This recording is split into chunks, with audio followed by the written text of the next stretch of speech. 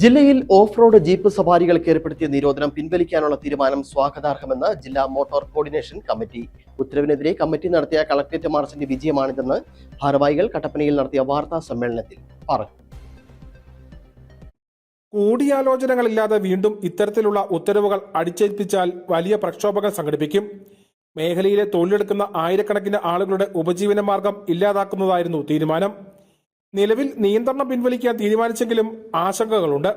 ഉദ്യോഗസ്ഥർ മാത്രം ഉൾപ്പെടുന്ന റൂട്ട് മോണിറ്ററിംഗ് ആൻഡ് റെഗുലേഷൻ കമ്മിറ്റിക്കാണ് റൂട്ടുകളും സുരക്ഷാ മാനദണ്ഡങ്ങളും നിർണ്ണയിക്കാനുള്ള ചുമതല.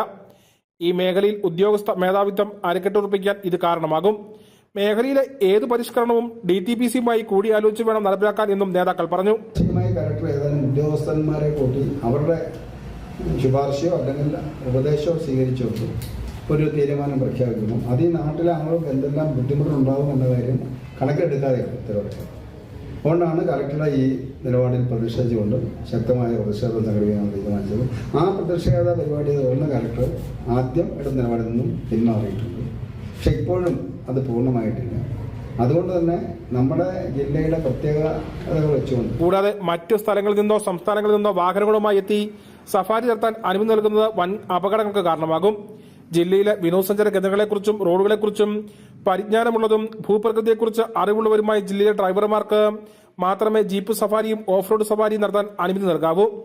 2017 അന്നത്തെ മന്ത്രി MM മണി, റോഷി അഗസ്റ്റിൻ MLA, ജില്ലാ ആസൂത്രണ സമിതി ഉപാധ്യക്ഷൻ CV വർഗീസ് എന്നിവർ പങ്കെടുത്ത DTPC യോഗത്തിൽ ജില്ലയിലെ ടൂറിസം വികസനത്തിലുള്ള നിർദ്ദേശങ്ങൾ ചർച്ച ചെയ്ത് രൂപരേഖ തയ്യാറാക്കിയിരുന്നു. ഇതിലെ നിർദ്ദേശങ്ങൾ നടപ്പിലാക്കി വരുന്നതിനിടെയാണ് കളക്ടറുടെ ഏകപക്ഷീയ ഉത്തരവ് ടൂറിസത്തിന് തിരിച്ചടിയായത്. ഇടുക്കി ജില്ലയിലെ ജനങ്ങളെ ആകെ പ്രതിഷേധമാണ്. അല്ലാതെ ഏതെങ്കിലും ഓഫ് റോഡുകാരുടെയോ മാത്രമല്ല, സവാരി ജീപ്പുകാരുടെ മാത്രമല്ല, ജില്ലയിലെ ആകെ ഒരു പ്രശ്നം. അപ്പൊ ജില്ലയിലെ ഇത്തരത്തിലുള്ള കാര്യങ്ങൾ ഇങ്ങനൊരു സമീപനം സ്വീകരിക്കുമ്പോൾ എവിടെ ആലോചിച്ചു ആര് നിലപാടെടുത്തു എന്നുള്ളതാണ് ഞങ്ങൾക്ക് അറിയേണ്ട ഒന്നാമത്തെ വിഷയം. അതുകൊണ്ടാണ് ഇവിടെ സൂചിപ്പിച്ചത്, കളക്ടർ ഏതൊക്കെയോ രൂപത്തിലുള്ള നിഗൂഢതയിൽ നിന്നുകൊണ്ട് മറ്റേതെങ്കിലും ലോബികളുടെ ഭാഗത്തു നിന്നുകൊണ്ടാണോ ഈ ഇടുക്കി ജില്ലയിൽ ഇത്തരത്തിലുള്ള നിലപാടുകൾ സ്വീകരിക്കുന്നത് എന്നുള്ളതാണ് ഞങ്ങളുടെ ചോദ്യം. മാസത്തിലൊരിക്കൽ DTPC എക്സിക്യൂട്ടീവ് യോഗം, 3 മാസത്തിലൊരിക്കൽ ജനറൽ ബോഡിയും ചേരണമെന്ന തീരുമാനവും ഇതുവരെയും നടപ്പിലായിട്ടില്ല. ഇക്കാര്യത്തിലും അടിയന്തര നടപടി ഉണ്ടാകണമെന്നും ഭാരവാഹികൾ ആവശ്യപ്പെട്ടു. വാർത്താ സമ്മേളനത്തിൽ CITU ജില്ലാ secretary KS Mohanan, MC Biju, Jomon CJ എന്നിവർ പങ്കെടുത്തു. News bureau, Kattappana.